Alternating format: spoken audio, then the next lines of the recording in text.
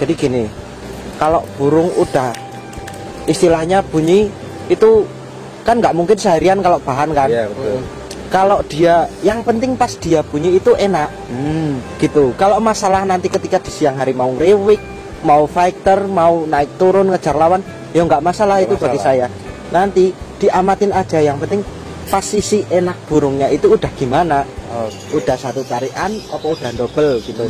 Kalau mungkin posisi lagi enak itu burung mungkin udah nadanya kering, terus double malah syukur-syukur kan. Apa cuma sekedar baru gacor dengan tarian paling 20 detik 30 detik tapi lagunya masih standar, ya udah itu sangat wajar kalau bahan ngeriwik gitu.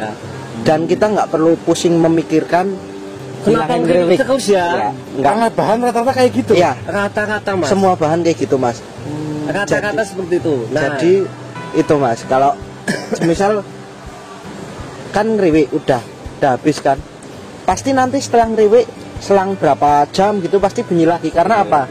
Staminanya udah balik lagi gitu. Jadi buat teman-teman jangan khawatir burungnya ngeriwik terus. Jangan khawatir burung yang ngeriwik, amat sangat wajar ketika proses pengacoran yang pasti dialami.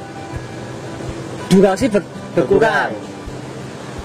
Burung kepo, burung ngeriwik itu amat sangat wajar ketika proses pengacoran karena burung belum ada penstabilnya. Karena masih single.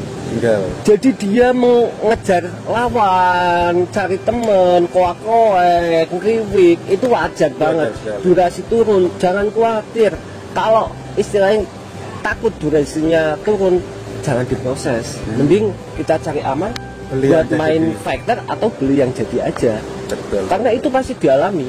Dan jangan takut, ketika nanti burung sudah enak, udah jadi, udah jalan lapangan, udah pasangan, pasti nanti durasi pasti balik. Pasti saya jamin. Bahkan bisa lebih panjang. Lebih panjang lagi dari awalnya. Awalnya sebelum diproses. Terus gini Om, untuk olah pakan sendiri, ketika burung proses kayak gitu, ada alurnya nggak Om? Atau memang ini kan ada juga temen yang full pakan tinggi sampai benar-benar keluar dobelan. Ada kayak gitu. Ada yang mungkin ada jedanya. Kalau versinya Om Adi dan Om Irfan ini seperti apa?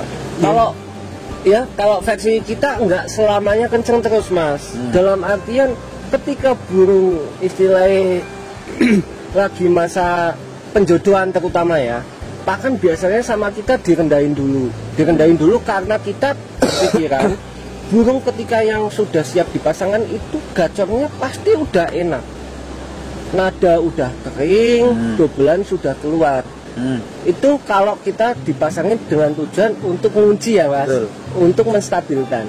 Beda lagi dengan proses penggacoran yang dijodohin, dipisah, bahkan nanti diganti jodoh lagi, itu tujuannya berbeda. Kalau burung yang sudah konslet dalam posisi single kita kasih pasangan, itu tujuannya untuk mengunci. Beda dengan burung yang masih gacor kita kasih pasangan, itu untuk memapankan birahinya, biar birahinya lebih mapan, lebih enak untuk diproses. Seperti itu. Dan gacornya tambah enak.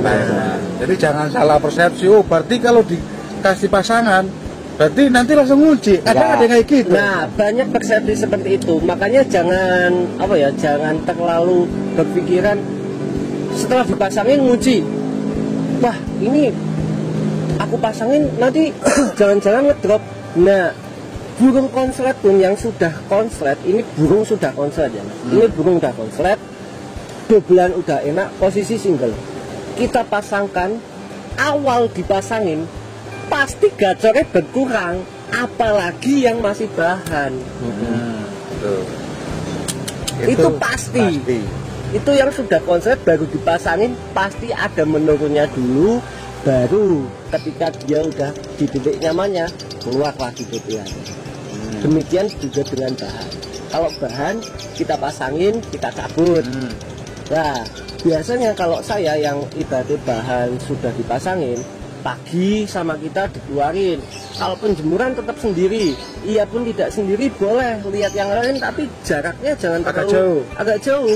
Karena kalau dia bukan burung dominan di koloni tersebut, di wilayah tersebut, kalau terlalu berdekatan, burung nggak berani ngeluarin bakatnya, istilahnya kayak gitu. Karena mentalnya mungkin kalau mentalnya kan beda-beda. iya, Ada seperti yang itu. mentalnya kenceng gitu. Benar kayak gitu. Makanya kita kasih agak jarak agak jauh atau nggak ngelihat sekalian, cuma dengar suaranya aja. Betul. Kayak gitu. Itu teman-teman harus benar-benar mengamati nih untuk prosesnya seperti apa, dan karakternya tetap kita harus mengetahui karakternya seperti apa juga. Iya, Om. beda-beda. Ada juga yang istilahnya jantan kita sendirikan, pakan kenceng, bahkan tidak dengan jemur. Ada yang mau gacor. Kalau dengan cara itu nggak mau gacor, kita tambah jemur. Jemur, coba seperti apa? Tujuan jemur itu rata-rata jemur itu untuk merangsang birahi dia untuk keluar ke arah gacor. Nah, itu buat penanganan tadi yang burung tanpa dijemur kok nggak gacor-gacor, boleh ditambah pakai jemur. Betul. Nah, kalau burung yang dijemur udah mulai gacor, udah enak, biasanya ketika dia cuaca dingin atau mendung, itu gacornya agak kurang. Itu juga wajar, nggak masalah. Jadi jangan takut, wah, hari ini gacor, besok nggak gacor, diubah lagi. Wah, jadi Step-stepnya kayak gitu, nggak bisa. Nah, buat teman-teman yang pengen proses penggacoran, sebenarnya harus tahu ilmu dasarnya dulu bermain lovebird. Bermain lovebird itu seperti apa? betul. Seperti pertama, dasarnya kalau burung lovebird kan burung koloni. Gimana cara bikin dia supaya gacor? Tidak bersama koloninya. Kita bikin tidak nyaman. Cara bikin dia tidak nyaman dengan menaikkan birahi segala macam, kita single dulu, kita amati ketika di single dia birahinya seperti apa. Perlu nggak pakai pakan tinggi, perlu nggak pakai jemur. Ketika burung sudah enak, baru dipasangin lagi, cabut pasang dengan tujuan gacornya nambah. Ketika gacornya kok malah tambah drop, dipeta lagi, jangan menyerah Terus sampai ketemu gacornya. Enggak yang melulu saya bilang harus dijemur 2 jam. Dia pakai 2 jam, mandiin 3 kali, dia mandiin 3 kali. Karena yang pegang burungnya itu kan yang pemiliknya langsung Iya, juga benar, ya. Mas. Jadi mereka harus memahami apa itu fungsi mandi, apa itu fungsi jemur, apa itu fungsi EF, apa itu fungsi umbakan. Mereka harus memahami dasar-dasarnya dulu. Semisal jemur itu fungsinya untuk apa? Kalau saya mengamati, jemur itu untuk merangsang dia. Kalau dulu saya main fighter, jemur juga bisa untuk mengolah nafas dia jadi lebih kuat, bisa. Dan jemur itu juga istilahnya merangsang birahi dia ke arah gacor. Nah, terus fungsi EF kan banyak ya, Mas. Kalau yang biasa saya pakai itu cuma jagung sama timun. Iya. Kalau jagung saya amati itu nggak terlalu andil besar, istilahnya menaikkan birahi lovebird.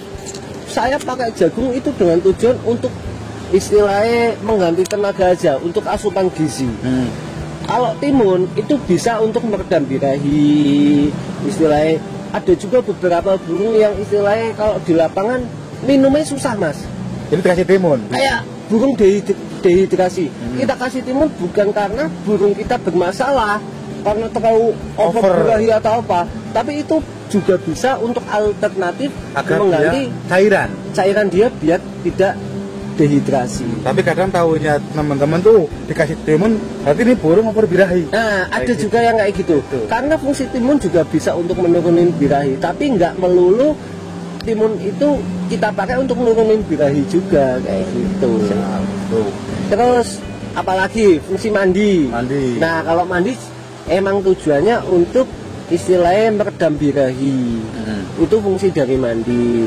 Kalau umbaran sama aja, hampir seperti jemur. Cuma kalau umbaran istilahnya itu khusus buat main factor.